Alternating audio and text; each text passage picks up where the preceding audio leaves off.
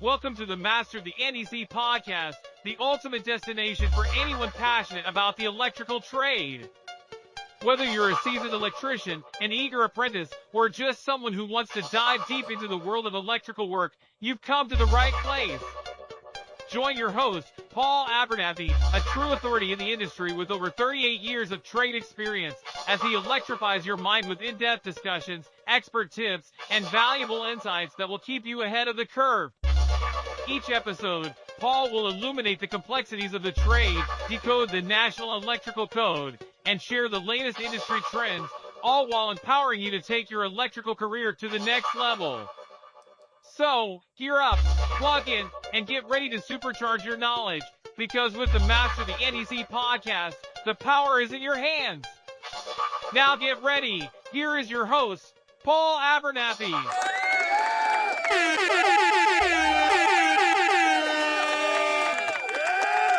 What up, everybody? Welcome to another episode of Master The NEC Podcast. My name is Paul Abernathy, and on today's episode, we're going to go a little bit beyond electrical codes. We're going to start talking a little bit more about the business on a lot of these upcoming episodes, because I think that, we spend a lot of time here at Electrical Code Academy, working with people on how to get their license and taking an exam and using our courses, which are, again, designed to help you learn the NEC, not just pass an exam. That's kind of what sets us apart.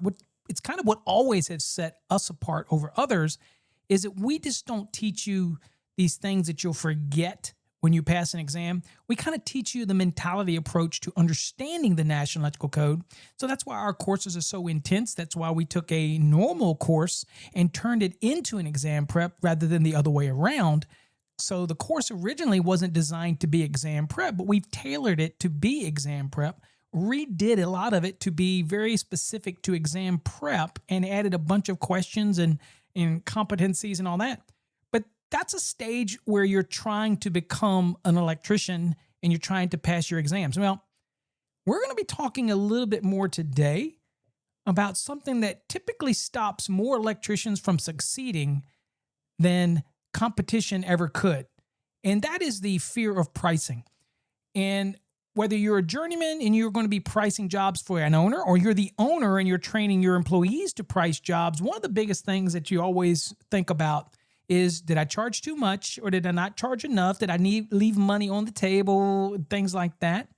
And then, of course, you'll get into the inferiority complex type of thing, where you don't think you're worthy of a certain price versus somebody else. So you start chasing that, well, this guy's price is this and that, and you start worrying about what the other guy charges. Look, you've heard it before. They're cheaper than you. Or I can get my brother-in-law to do it for half of that. I'm sure you've all heard that as electricians. And again, and you're out here as a profession. You're trying to make a living. And people are sitting there wanting to either lowball you or, say that they know somebody that'll do it cheaper than you and all this kind of stuff. And you're really, at that point, the problem really isn't your price, to be honest with you, at that point. Because people will say these things regardless of whether or not they have a brother-in-law that can do the work, because they would have contacted them already, okay? They're reaching out to you because they need the work done. And if they say that so-and-so's cheaper than you, then why didn't they already go with those people? You get what I'm saying? So the real problem really isn't your pricing. It's more your confidence.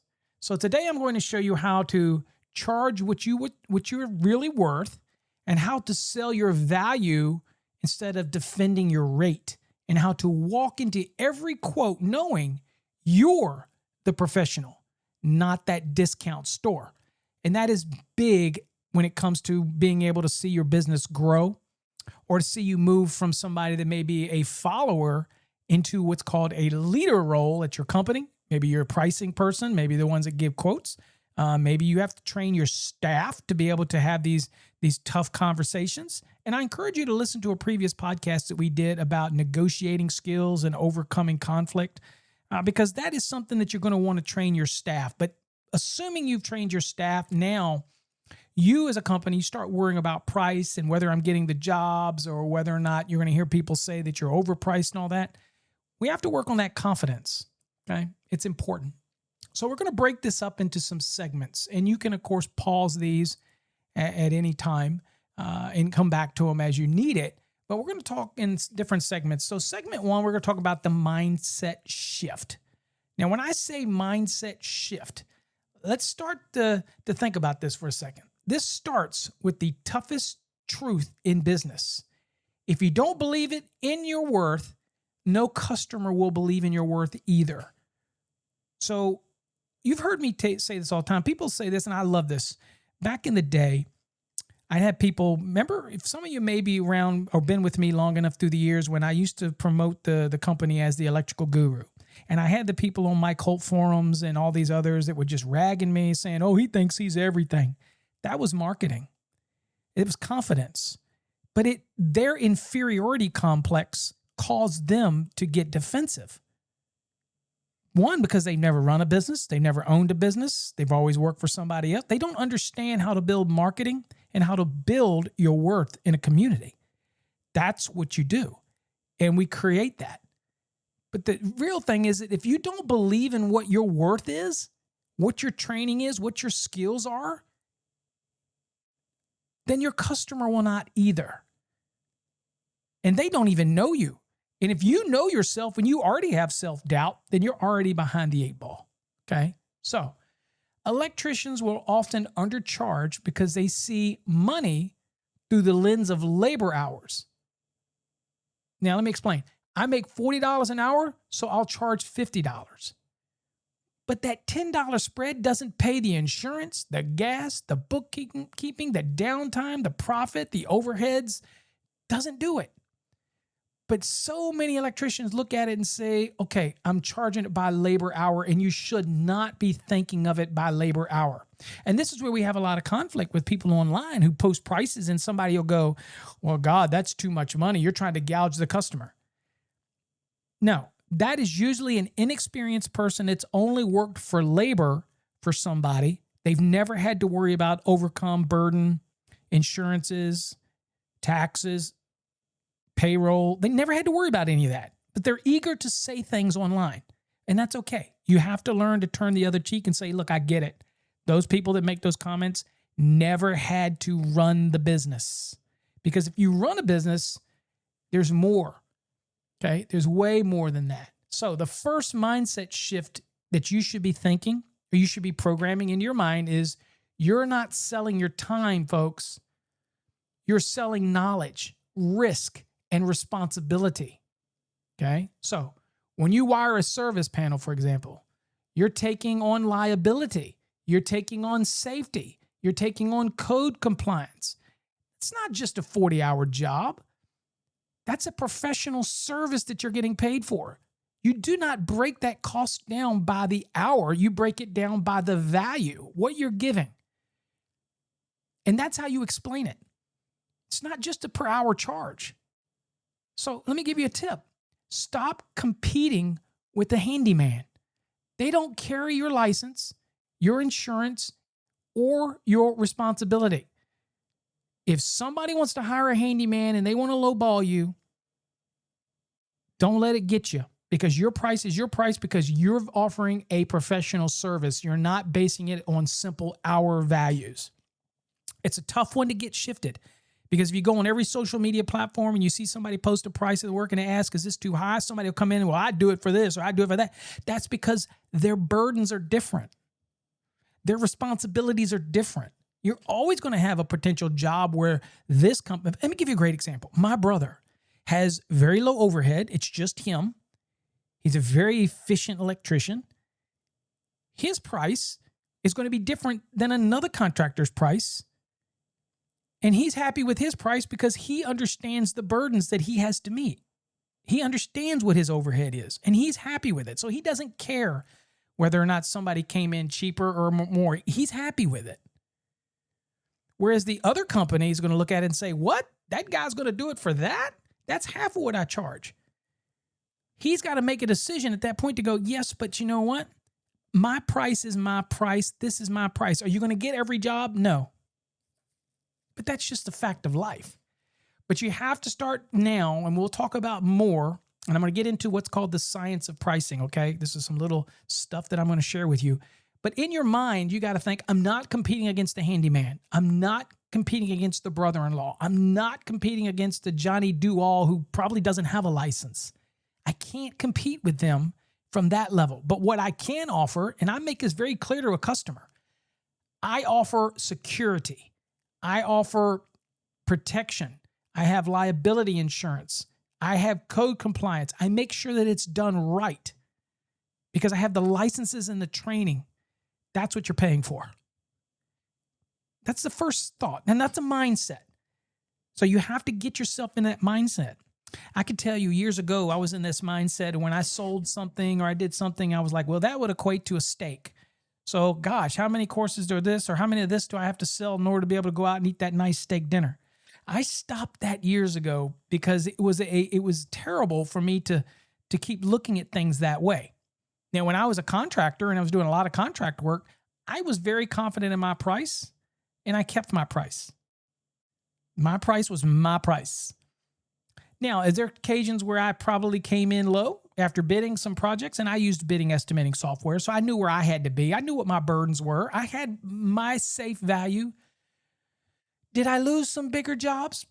Probably. Did I get some jobs probably because I was way underpriced and there was more meat on the bone that I could have gotten? Maybe. But I got what I was happy with.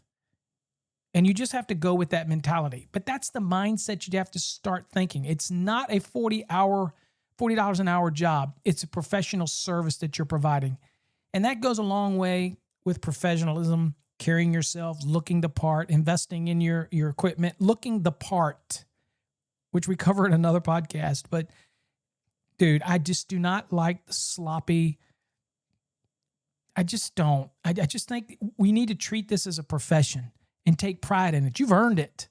You've done the testing. Okay. You go to a doctor's office and they wear a doctor's lab coat and their name on it, doctor, they've earned it. You're an electrician. If you're a master electrician, you freaking earned it. Wear it proud. Okay. You earned it. Now, think of your price like voltage. It's too low and nothing works. Too high and things get dangerous. The key is setting the correct operating potential for your business. Think about that. You know what you have to charge. You know what your burdens are. You know what your overheads. Once you do that, focus on that and be confident in it. Somebody may be lower, that's fine. Somebody may be higher, that's fine. You know what you're worth. Stay solid. Now, let's talk a little bit about the next step, which I like to go into, is basically the science of pricing. Now, let's break this down into some math. Okay, now this is a science of how you come up with your pricing. Okay, and this is very elementary level, so it's very high level. You may have other ways that you do this, but we'll break it down. So let's start with the math, because we're electricians and the numbers don't lie, right? Numbers are numbers. So add every business cost that you can think of that you have in running your business. Your vehicle and fuel costs, all it takes is to look at a summary of a month, look at what your costs are in fuel. Hopefully in business, you've listened to my other podcasts that say you need to be getting a business credit card. You need to get points. You need to be using that to buy your gas, anything so that it's easily trackable. See what your vehicle costs and your fuel costs a month. Let's say it's $1,000 a month. Tools, equipment, and software. Maybe you keep a category for that and it's about $400 a month. Your insurance. You may pay annually for your insurance. It breaks down monthly. Let's say it's $300 a month. That's what it breaks down to your premium. Advertising and administrative costs. Let's say advertising, social media, things like Yelp, if you want to do ads, all this kind of stuff. Let's say that's $500. You know these costs because you're putting them on a business credit card. Now, I have people out there that say, don't get a credit card. Okay. You know, Dave Ramsey, for example, gives great advice, but he says, don't get a credit card. Personally, I think that aspect of it is full of crap. Every business needs to have a credit card as soon as you can get it for the business, especially one that gives you points.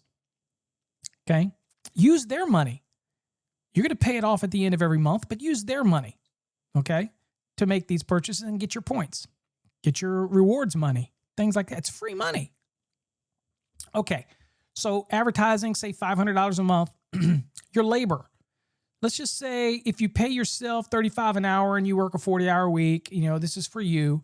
So you say it's basically $6,000 a month. Okay.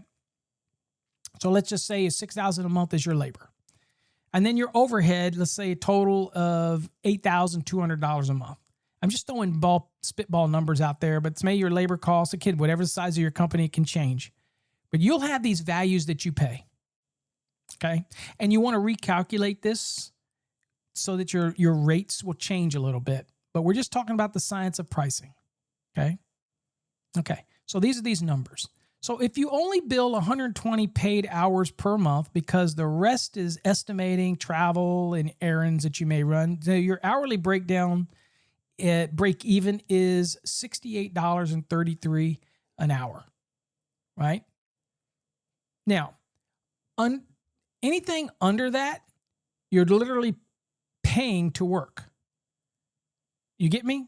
You're literally paying to work. So if you break all of this down and you got 120 hours and it breaks down, you add all this money up and you divide it over 120 hours, it basically breaks down to $68.33. That's the break even. Anything under that, you're actually losing money. You're paying to work and you're supposed to be wanting to get paid.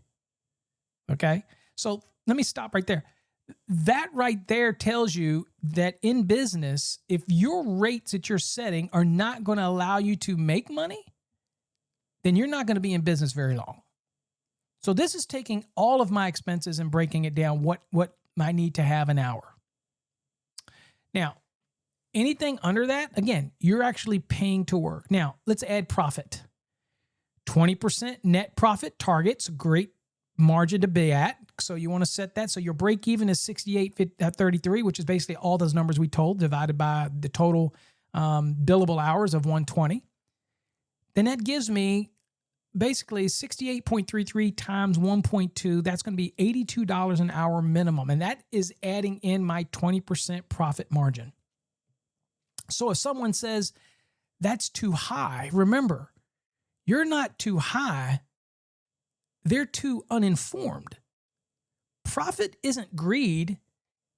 It's how the business survives to honor any future warranties, to be around, to service your customers. If you're not making any money, then you're not going to be around.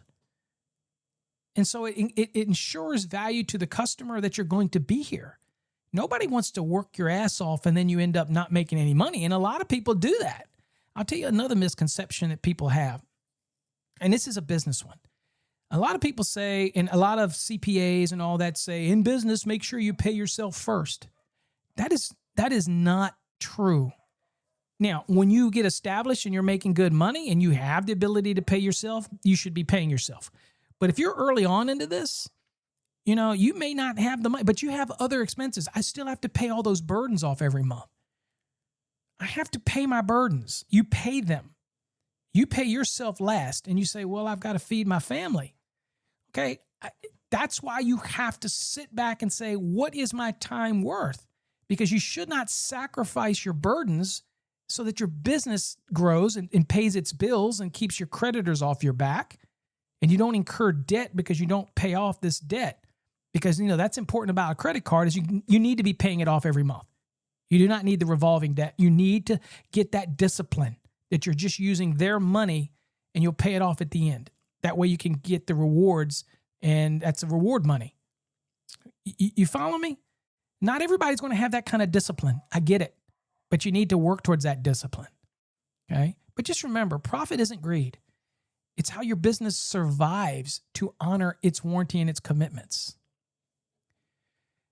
Now, 3 is something that's very important to remember. This is the customer's psychology.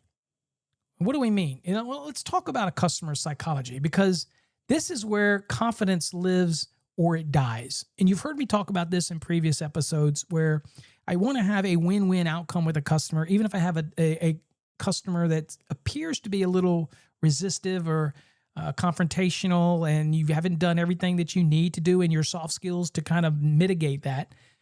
you have to remember that it's the confidence lies in, it lives and dies with your customer. Okay. So the customer don't actually know what electrical work should cost. They have no idea. They only know what they feel something is worth. Your job is to make them feel that your professionalism, your safety, your knowledge, your guarantee justifies your cost. Now, I can tell you right now that the vast majority of the people that probably get in price conflicts or have issues look like scrubs on the job. They don't have a nice shirt, uniform. They don't put a Tyvek suit on if they're going in the attic. They don't dress up. They don't look the part. They don't carry themselves as a professional. Folks, I'm going to tell you right now, people pick up on that.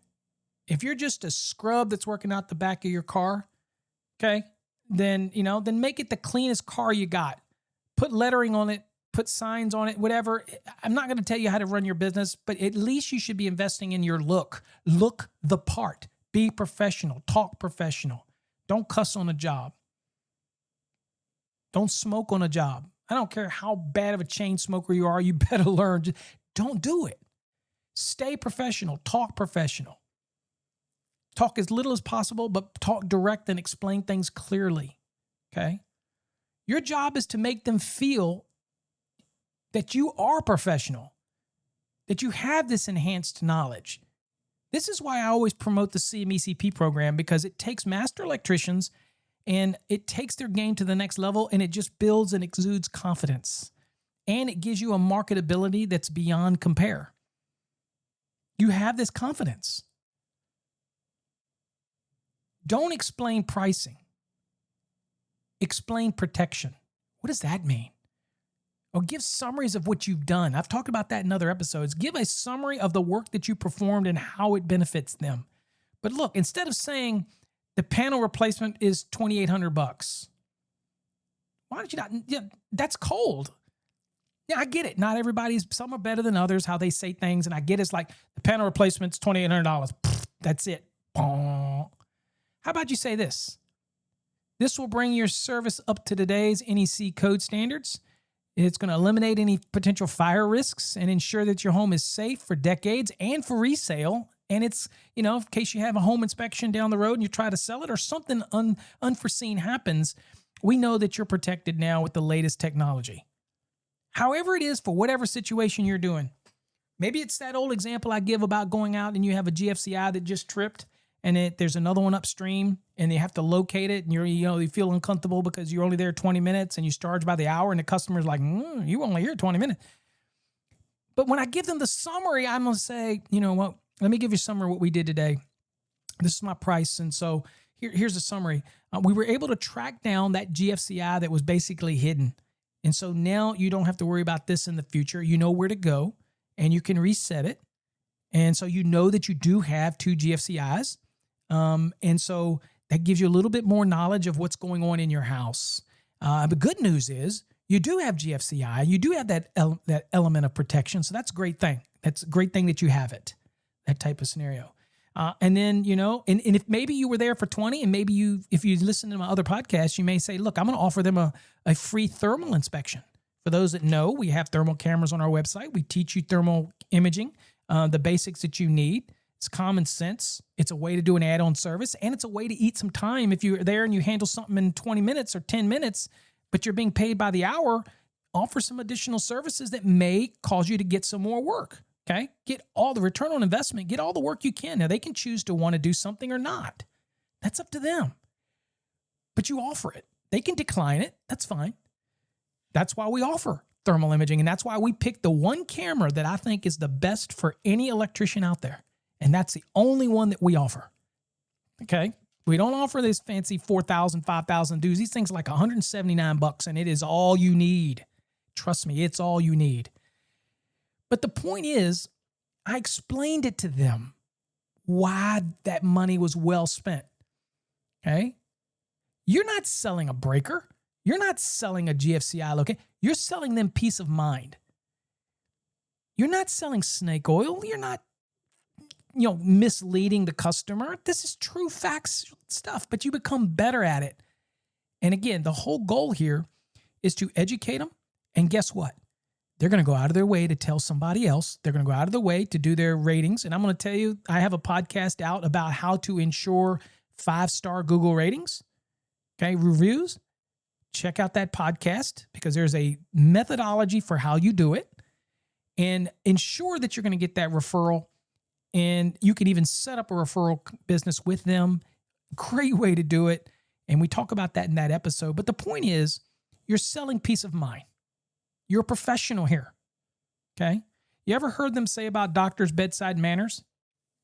Some people will be the best doctors in the world, but people will end up not going back to them because they just have terrible bedside manners. Not that they're not a great doctor. They're probably a wonderful doctor, but they don't feel comfortable. And I think all doctors should learn to put their egos and personalities aside if they don't have good bedside manners and realize you're dealing with somebody's lives. Well, I feel the same way as an electrician. I'm in their home. I'm making it safer.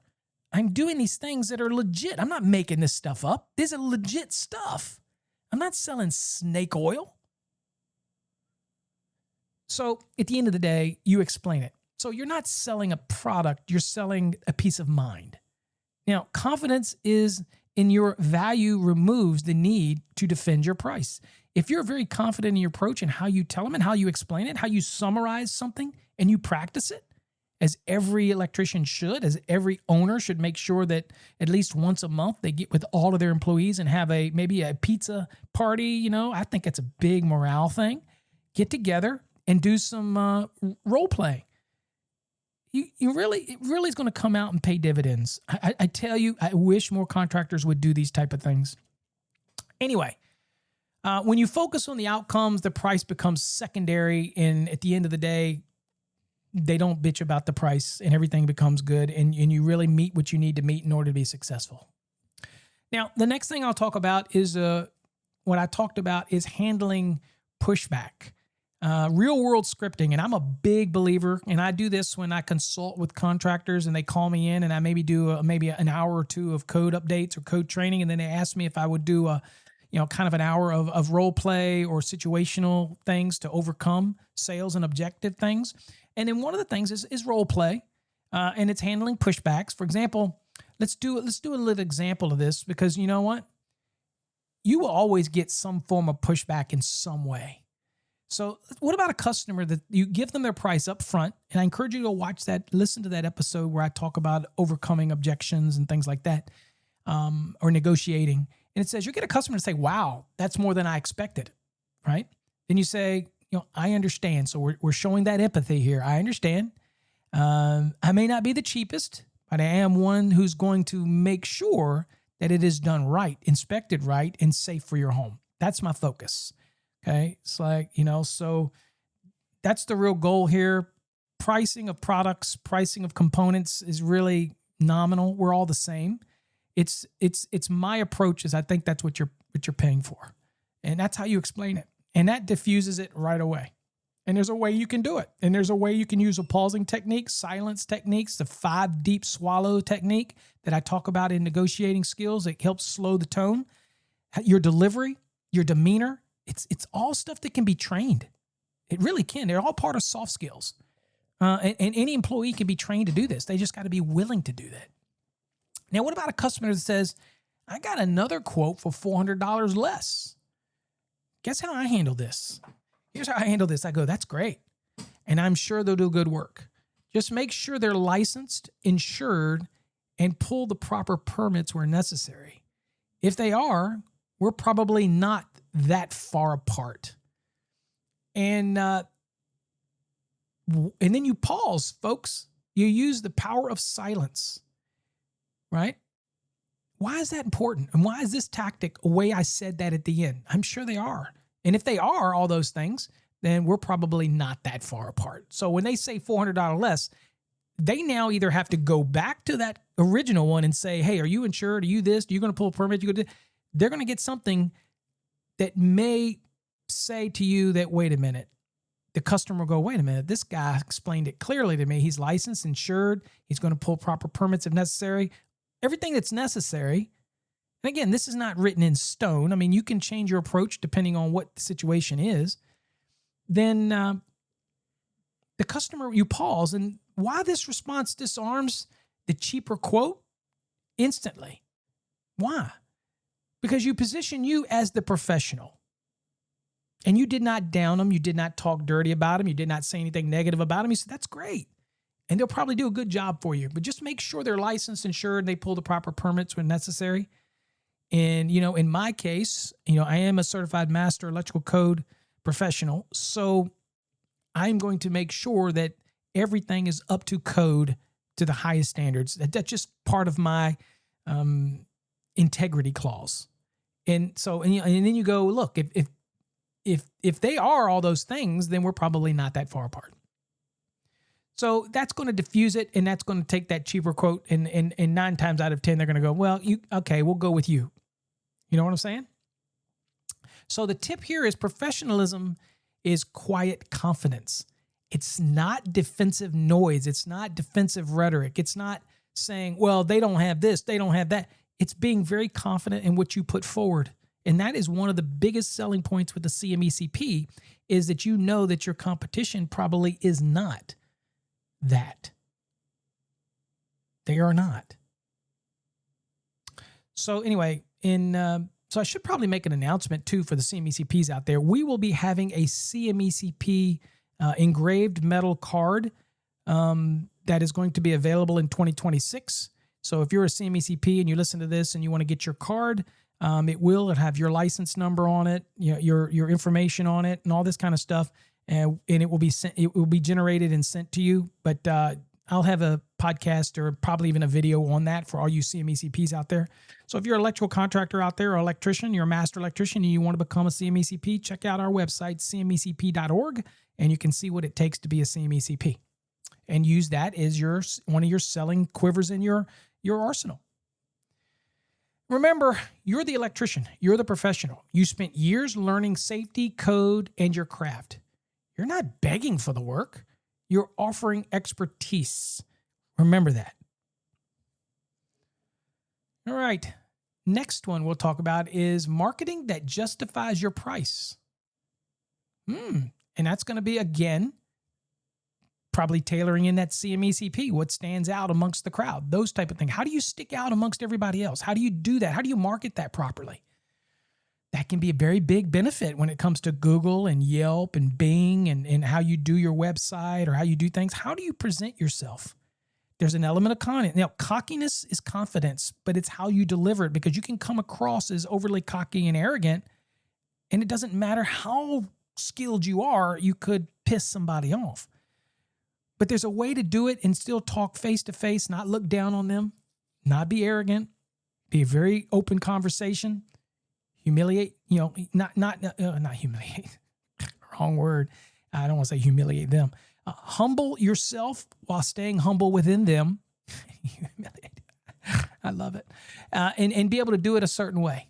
Okay. I know there are plenty of people out there say, Paul, you humiliate yourself every day. That's probably true. And that's okay. All right. Now, okay. So let's see here. So let's talk about marketing your price believable before you even say it. For example, brand presentation. Keep your truck clean and labeled. Appearance is equal to trust. Quotes. If you're going to offer quotes, use clear digital professional estimates. Don't scribble your quotes on a notepad or on a little Post-it note. No. Have professional stuff done. Okay. No handwritten napkins. Okay. It's not professional. Doesn't give the message as professional. Communication. Respond fast and polite. Speed and courtesy creates confidence. I'm going to tell you, I don't know how many times people buy our courses and I notice something, or we notice something that they may have done wrong. I've had people purchase courses accidentally, 2 of them, and they might not even catch it, but we catch it. And there's no reason they need 2 courses. So we contact them ahead of time. We go, hey, we noticed that you might have accidentally, those people are so impressed with the speed that we interact with them. And that's one thing about us over other people or other companies is we react very quickly. We answer code questions. We do a lot of stuff very quickly. And that builds that trust.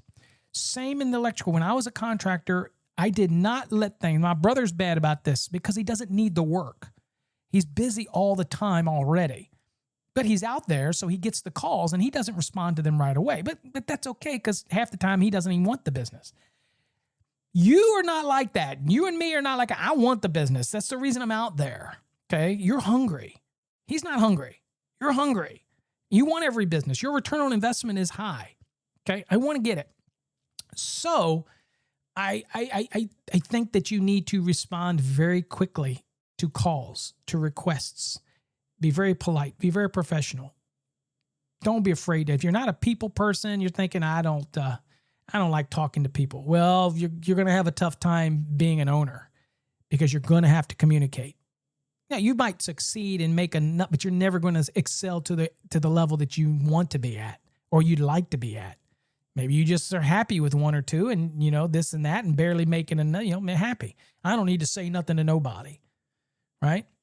Well, you're going to have to change. I remember when Dustin Stelzer called me about Electrician U when he was first starting out, and he wanted to work with me and help create training. And I was like, Dustin, I really can't. I'm doing my own thing. I encourage you to do your own thing. And he started doing his own thing and doing very well. But I remember telling him, at some point, you're going to have to stop dropping the F-bombs in the middle of your training, because the more you get people to use your products and your training and your services, they're going to not be able to use it to a select group of people, and you're going to have to tone it down a little bit. He says, I'll never change. I'll never change. Well, he changed because it's inevitable. You have to tailor it to the certain market that you're going for, and the politeness wins every day of the week. Every day of the week. When you're working with customers, clients, every day of the week, the politeness wins, okay? Doesn't mean they're always right, okay? But you got to remember, your image is your silent salesman. Keep him dressed for success, folks. Let the customer feel your professionalism way before they see the price. That way they'll assume that you meet the justification for why you get what you get, rather than the ragtag guy that comes out there with the holes in this and that. Okay, not saying y'all can't get some work in some certain areas, but if it's a competitive, if I'm in the area and I'm an electrical contractor, I'm going to beat you every day of the week, especially if I'm in service work. My vehicles are going to look sharp. I'm going to spend the money it takes to wear the shirts. You can get the knit shirt. I don't care if they're T-shirts with your logo on them. That's fine. Look the part. Look professional. Goes a long way. Next. Let's do a wrap up here. So here's the bottom line, folks. If you're underpriced yourself, you teach your customer to undervalue your craft. You're not in business to win every job. You're in business to win the right jobs. So the next time someone says, that's too expensive, remember this. First, you're not too expensive. They're just not your customer yet. Number two, you don't need to lower your prices. You need to raise your presentation.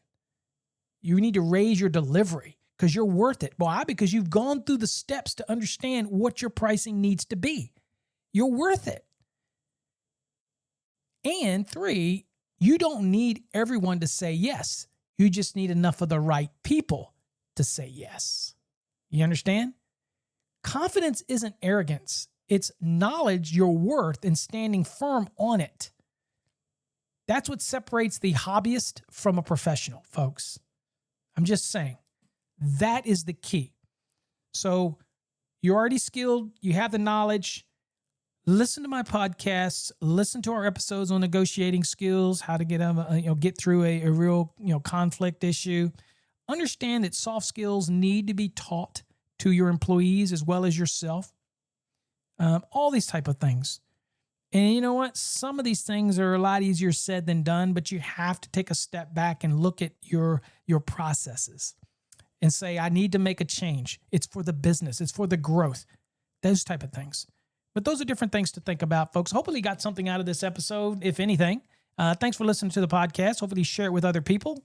If you're at a job site, let them know there's a podcast out there dedicated to electricians and electrical contractors and all that kind of stuff. If you have any questions you want to send to me, all you got to do is go to our website, fasttracksystem.com. You'll see a link on the page that says, Let's Ask Paul. Or you can go to paulabernathy.com and you can also submit it there as well. And I'm more than happy to answer any questions you have. And it may be featured on an upcoming podcast. Till next time, folks, stay safe. God bless. Thanks for tuning into another electrifying episode of the Master The NEC Podcast. We hope you're feeling more powered up and ready to tackle the electrical world with the knowledge and confidence you need to succeed. Remember, in the electrical trade, knowledge is power, and we're here to make sure you stay plugged into the latest insights, tips, and code updates. If you enjoyed today's episode, don't forget to subscribe, leave us a review, and share the podcast with your fellow electricians and industry pros. Until next time, keep your tools sharp, your circuits clear, and your mind focused, because here at the Master The NEC Podcast, we're all about sparking your success. Stay safe, stay smart, and keep mastering the trade. From all of us here at Electrical Code Academy, thank you for all your support, and we will see you on the next amazing Master The NEC Podcast episode.